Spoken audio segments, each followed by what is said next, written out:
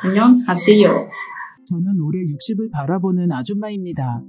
자녀들은 모두 잘 커주었고 몇 년 전 결혼한 첫째가 이번엔 손주를 안겨주었네요.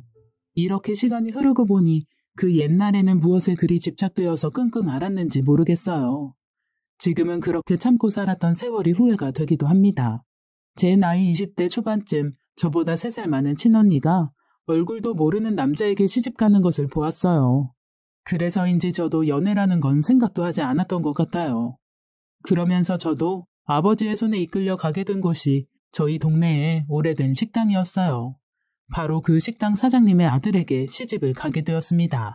저희 시가는 그렇게 부자는 아니었지만 남편의 식당은 동네에서 하나밖에 없었던 곳이었어요. 또 식당을 운영하다 보니 집은 어느 정도 잘 사는 편이었고요. 그래서인지 남편은 따로 하는 일은 없었습니다. 그저 식당에서 잡다한 일을 할 뿐이었죠. 그마저도 사실 거의 하지 않았지만요. 저는 시집을 가자마자 매일같이 식당에서 식모처럼 일을 했습니다. 뭣도 모를 나이에 시집을 가서 자녀도 아들 둘에 딸 하나를 낳아 길렀죠. 저의 인생은 참 힘들었고 저의 업인 식당 일은 정말 고되었습니다. 식당의 주 메뉴는 한식이었어요. 그러다 보니 장사를 시작하기 3시간 전부터 반찬과 각종 식재료들을 준비해야 했죠. 어릴 적부터 음식을 어느 정도 하는 저였는데도 식당이라는 것이 여간 어려운 게 아니더라고요. 매일 새벽 4시 반에 일어나서 준비를 하고 7시 반부터 아침 손님을 받았습니다. 하지만 남편은 이걸 아는지 모르는지 매일을 동네 이 여자 저 여자와 바람노름에 제가 어떻게 사는지조차 관심도 없었어요. 심지어 첫째 아이를 출산하고 둘째 아이를 임신하는 와중에서 여자를 끼고 술에 취해 들어온 적이 몇 번이나 됐으니까요. 그때마다 울고불고 화를 내어도 남편은 시큰둥했고 듣는 채 마는 채였죠. 그리고 또 어느 날은 제가 식당에서 일하고 있는 도중에 여자를 데리고 온 거였어요. 저는 기가 막혀 말도 못하고 보고 있으니 아는 동생이라며 뻔뻔하게 밥을 먹으러 오기도 했습니다. 이건 아니다 싶었고 저는 남편의 계속된 외도를 시어머니께 말씀드렸어요. 그랬더니 시어머니는 아가, 네가 참거라. 남자들은 저러다가 결국 원래 자리로 돌아온단다. 어머니, 한두 번이 아니에요. 제가 본 게 벌써 서너 번이에요. 그리고 식당에까지 데리고 왔더라고요. 결국엔 저놈도 정신 차릴 거야. 아직 팔팔해서 그래. 남자들이 철이 늦게 들어서 그런 거야. 여자들은 그저 자식들만 보며 살면 돼. 라고 하더라고요. 내 편은 아무도 없었어요. 그저 제 편은 꼬물거리는 막내와 그나마 저와 대화가 통하는 첫째와 둘째 뿐이었습니다. 저는 초기에는 결혼 생활은 이런 건가 하며 매일 밤마다 울었어요. 그러다 하루 종일 일에 치여 고단해서 하루가 금세 지나가기도 하고 장사의 온정신을 팔고 나면 어느새 시간이 흘러있더라고요.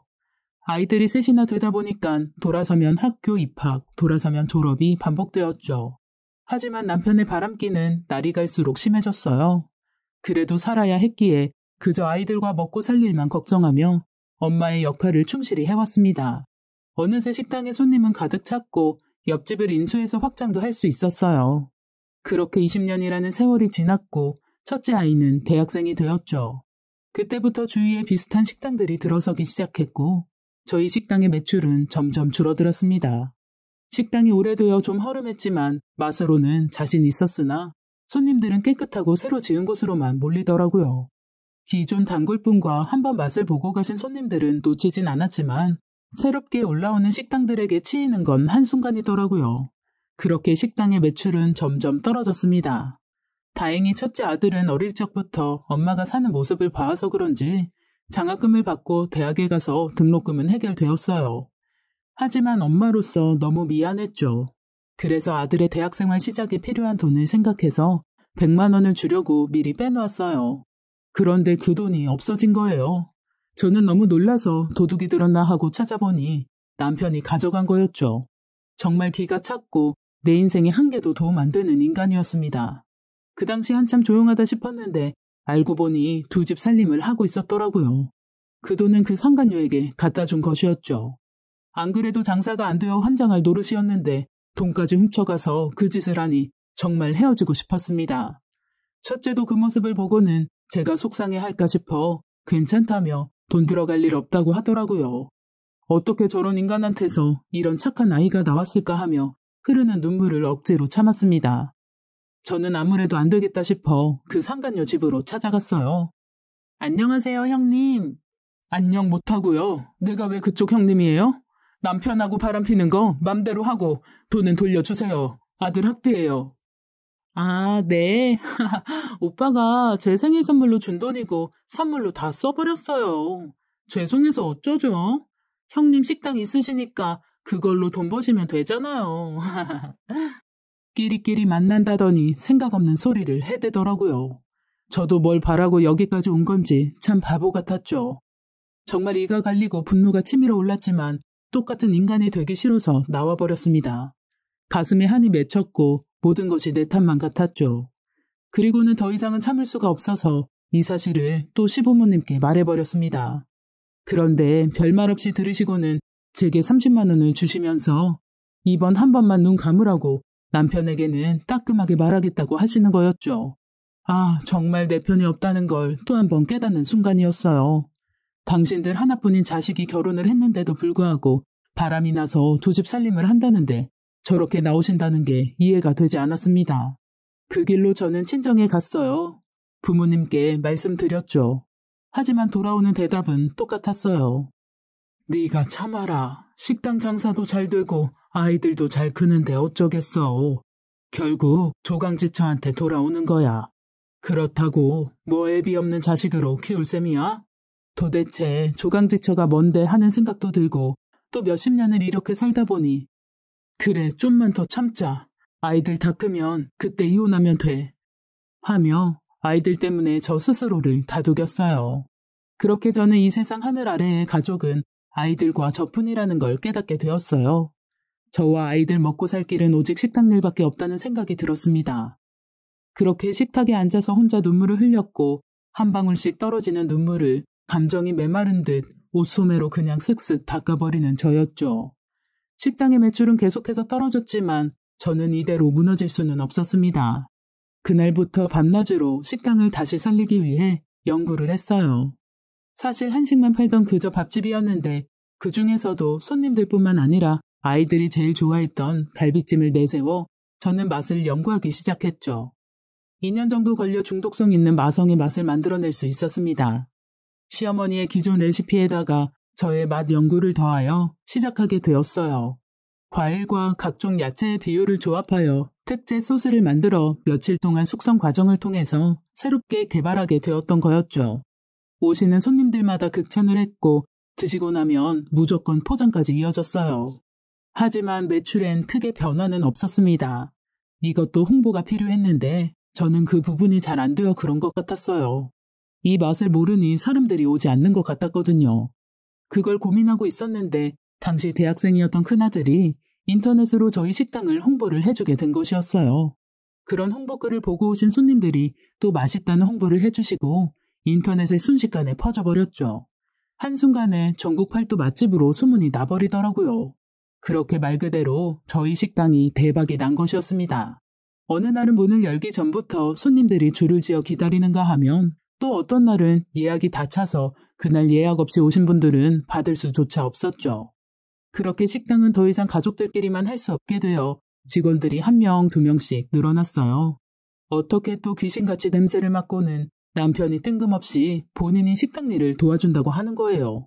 시부모님은 이제 정신 차린 거라며 잘 됐다고 서빙과 계산하는 걸 하게 했습니다. 못 믿어왔던 남편은 그나마 곧잘 하더라고요. 저 역시도 나이가 드니까 저 사람도 정신 차렸나 싶기도 했죠.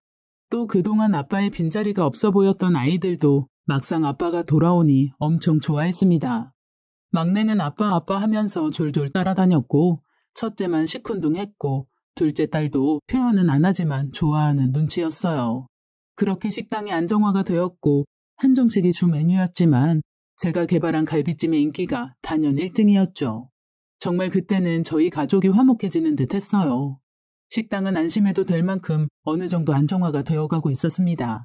그렇게 시부모님도 식당을 저희 부부에게 물려주셨고 저는 그 바통을 이어받아 이 전통을 유지할 수 있도록 최선을 다했어요. 하지만 조용하긴 글렀는지 또 사단이 났습니다.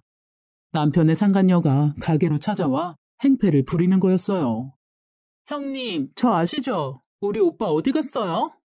여기 와서 왜 이래요? 그쪽 오빠 여기 없고요. 나가서 말해요. 아니, 이혼한다면서 저를 속이고 몇 년간 저를 붙잡고 만났는데 장난감이었다면서 헤어지자더라고요. 이제까지 저를 갖고 놀았던 거 용서 못해요. 아, 여기까지 와서 이 난리를 쳐. 왜 이래? 당장 나가지 못해? 그래? 너 죽고 나 죽자. 일로 나와. 그렇게 한바탕 난리를 치고는 남편이 상간녀를 데리고 나갔다가 몇 시간 후 돌아왔어요. 이미 오래전에 정리했다고 하더라고요. 그런데 남편 자신과는 상관없이 상간녀가 본인에게 매달리는 것뿐이라고 했어요. 자기는 이제 정신 차렸고 아이들과 가정에 충실하며 살겠다고요. 다시는 이런 일 없을 거라며 미안하다고까지 하더군요. 사실 저는 지 버릇해 못 주는가 싶었는데 생각해보니 요즘 하는 행동이나 말하는 거나 진짜 좀 달라졌다는 게 느껴졌거든요. 아이들한테도 장난도 잘 걸고 식당 일도 열심히 하는 듯 했어요. 그래서 한번 믿어주기로 했습니다. 몇 년 후 첫째 아들은 변호사가 되겠다며 대학교 졸업 후 로스쿨에 들어갔어요. 그리고 둘째 딸은 요리에 관심이 많아서 프랑스로 유학을 갔고요. 그렇게 북적대던 저희 가족은 아이들 둘이 독립을 하고 나니 막둥이와 남편과 저 이렇게 조용히 셋이서 살게 되었습니다. 저도 이제 시간으로나 경제적으로나 여유가 생기다 보니 옛 친구들도 그립고 해서 안 나가던 동창 모임이나 친구들 모임에 나가기 시작했죠. 그러다가 옛날 바로 옆집에 살았던 어릴 적 친구를 만나게 되었어요.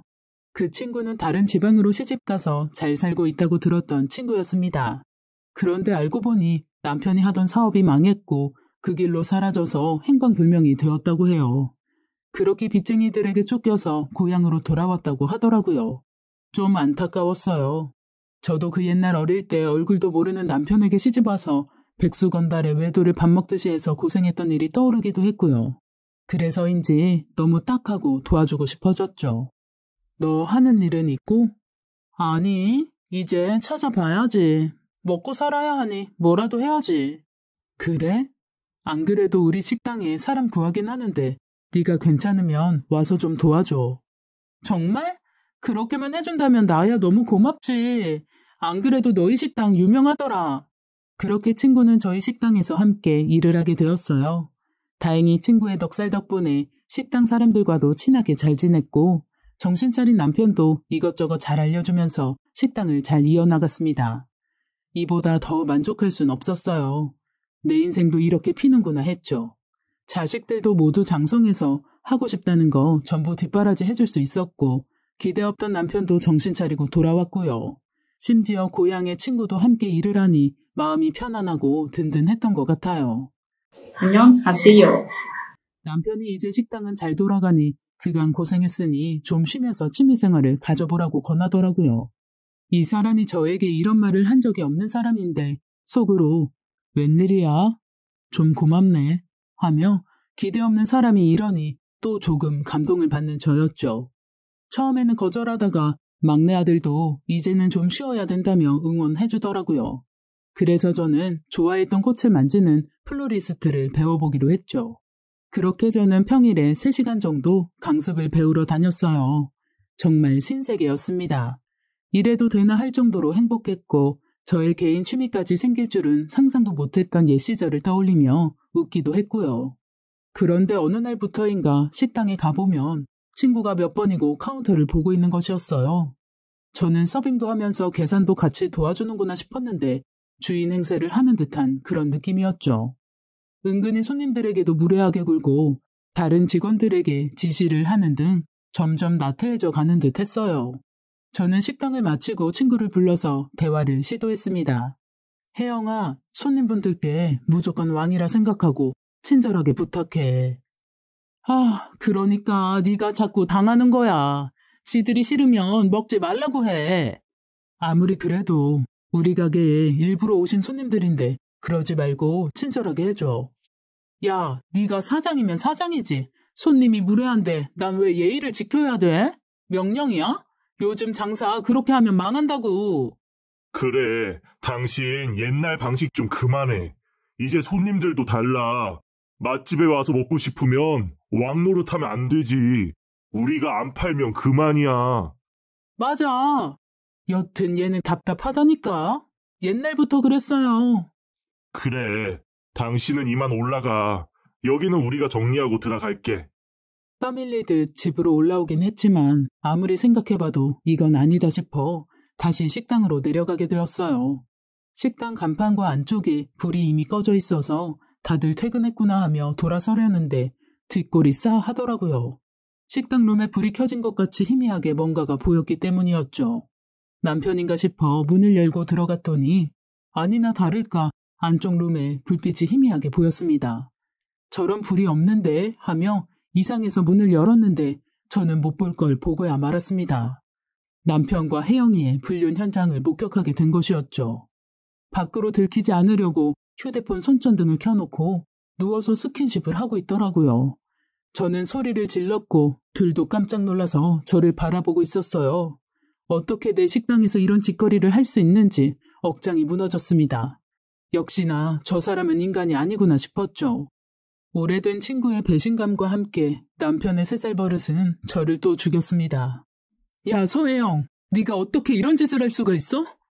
아, 미안하다 그래. 그런데 어차피 너희 부부 남이나 마찬가지 아니었어? 그렇게 억울한 일은 아닌 것 같은데. 옷 좀 입자. 문 좀 닫어. 아, 그래. 당신, 내가 이러는 거 한두 번도 아닌데. 일단 진정하고 문 좀 닫아. 새삼스럽게 왜 이래? 이런 정신 나간 인간들을 봤나. 이제 뭐가 잘한 건지 뭐가 잘못한 건지도 구분이 안 돼? 이제 정말 지친다.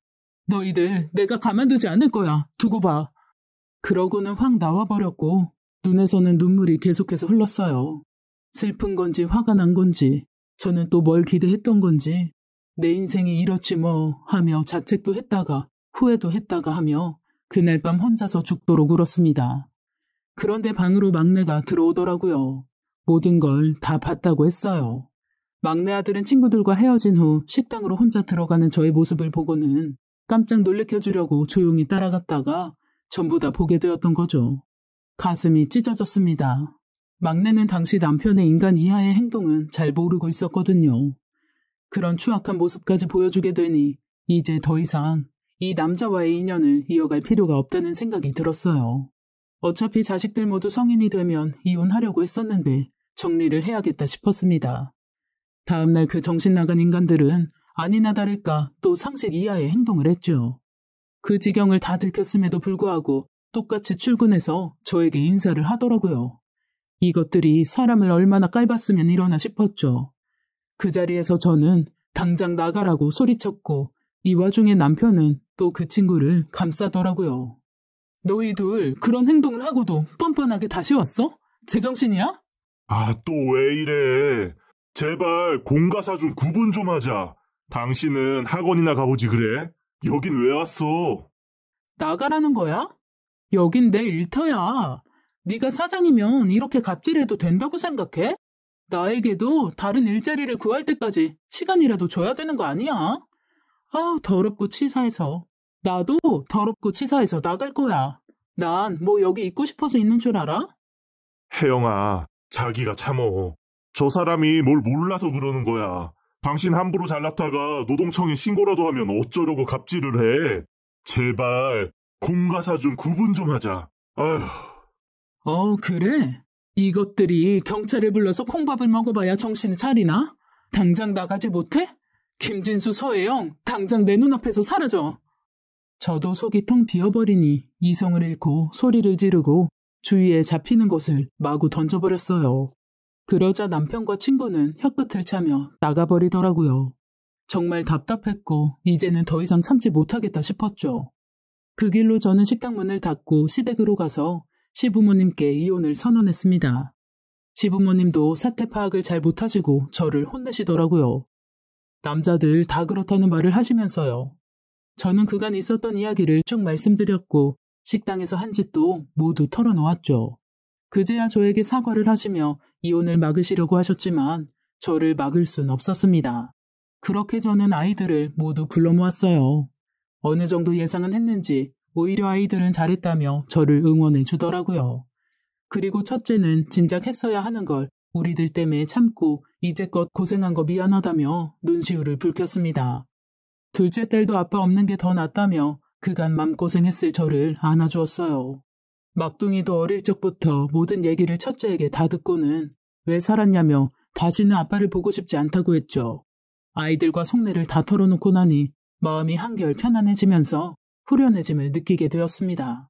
그렇게 저는 전문 변호사를 찾아갔고 남편에게 이혼을 선언했어요. 법원에서는 가정의 재산 증식의 기여도가 저임을 인정해 주었지만 혼인 지속기간이 있기에 한 푼도 주기 싫었지만 재산 분할을 할 수밖에 없었습니다.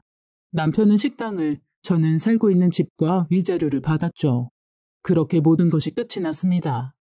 그 길고 길었던 30여 년 동안의 저의 결혼 생활은 끝이 났어요. 허무하기도 했고 후련하기도 했죠. 그래도 아이들은 엄마 인생 브라보를 외치며 저를 늘 지지해 주었어요. 그동안 편안히 여행 한번 해보지도 못하고 이렇게 늙어버린 저를 걱정한 아이들이 저에게 선물을 했어요. 우리 가족 넷이서 떠나는 여행이라며 비행기 티켓을 주더라고요. 저는 아이들과 처음으로 비행기를 타고 괌으로 여행을 갔습니다.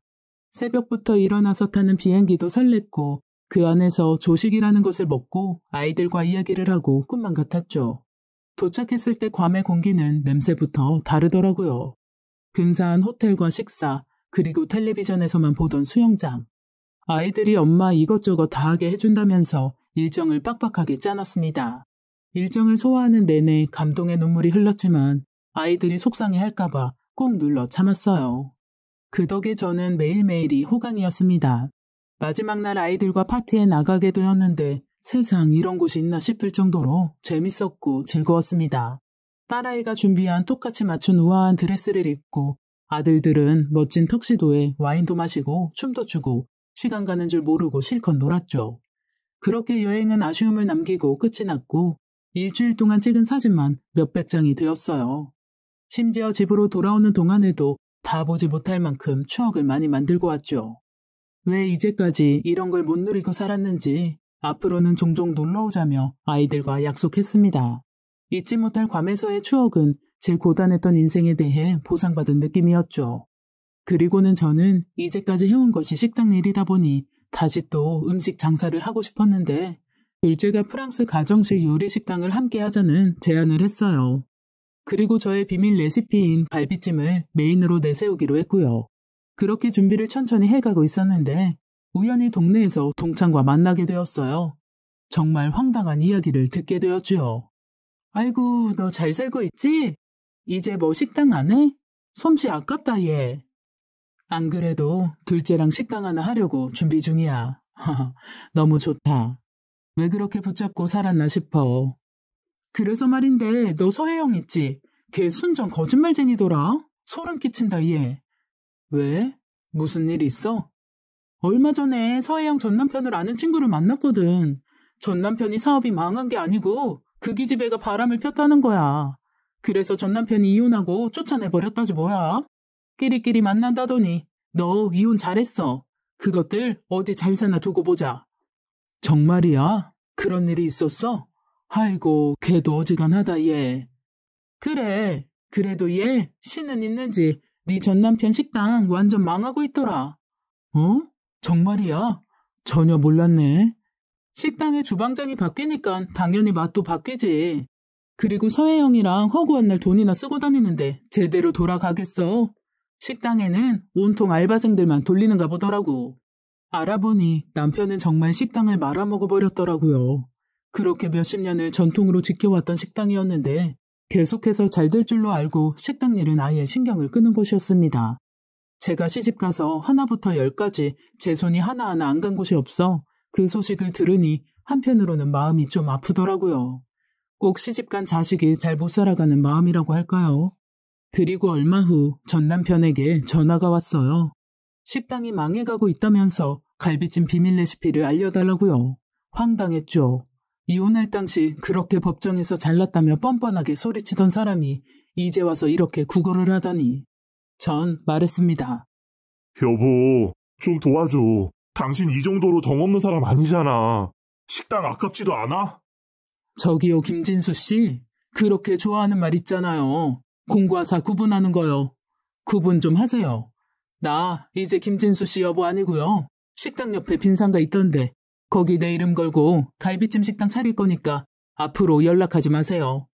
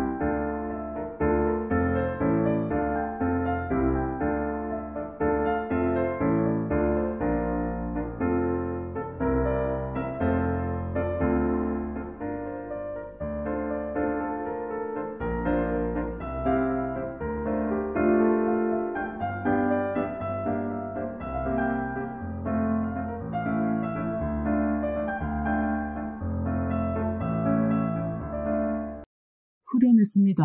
한 방 먹인 기분이었어요.